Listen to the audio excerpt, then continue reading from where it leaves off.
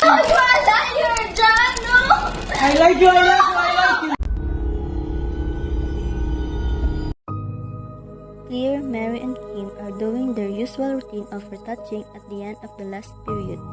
In doing so, Kim has finished her makeup while Mary is still applying more foundation.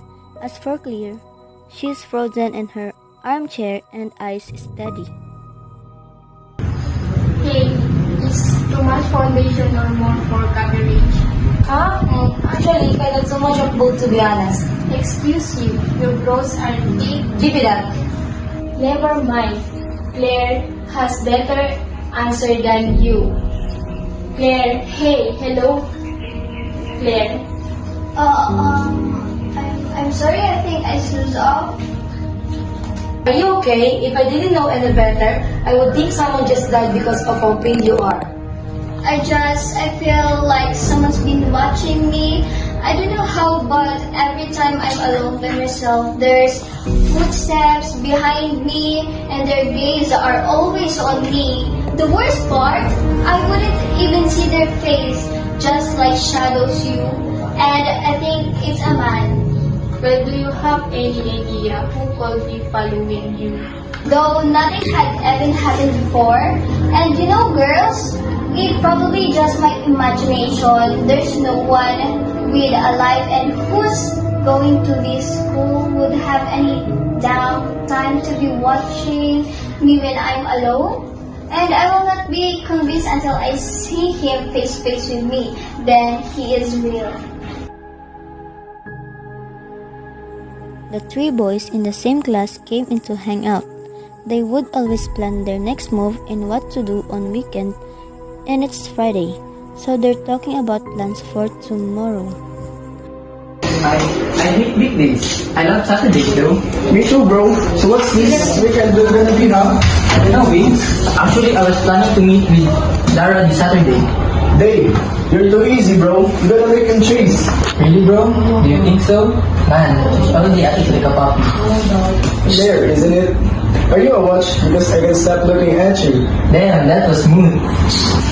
Though what's so corny? I don't know, guys. We should all just focus on our studies. There's more upcoming quizzes and activities next week. Gosh, quizzes again? Well, you can have some fun. Tomorrow, Saturday, gang. Yeah, and we can all study together if you guys want. Yeah, Claire, we could be at your house. Fine, Kim, but only because you're finally going to study this time, hopefully.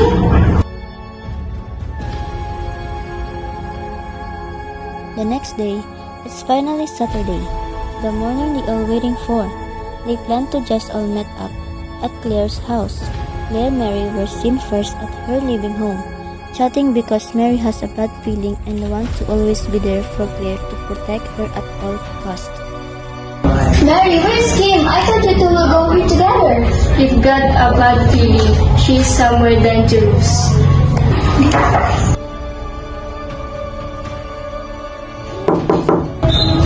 Hi, girls. I figured they didn't know where you live, so had to find them first.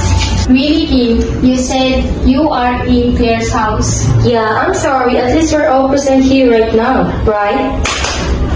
That's right. We never have gotten here without Kim. Ano sa lobby?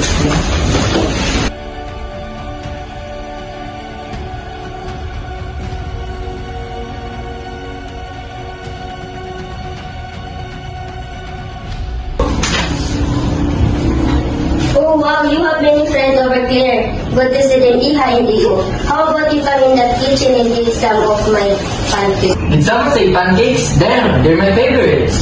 Me too. I'm starving. Why is it that you're always hungry? Check it, Dave, or else you're the one who's gonna be eaten. Let's go.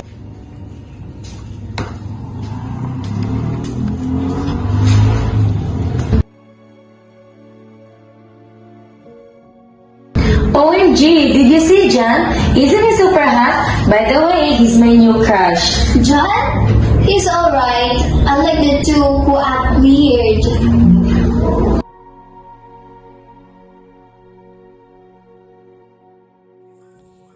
They, Vince and John goes back in the living room with the girls.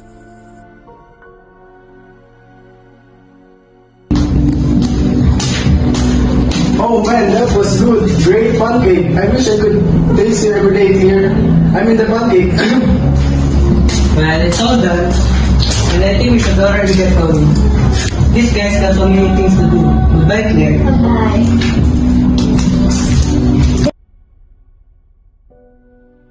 They already late, huh?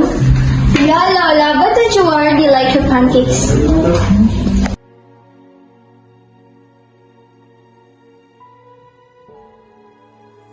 Claire's sister Shane and her boyfriend came back home.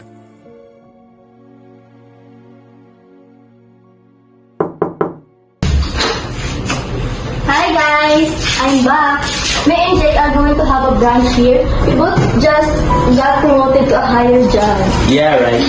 Yay!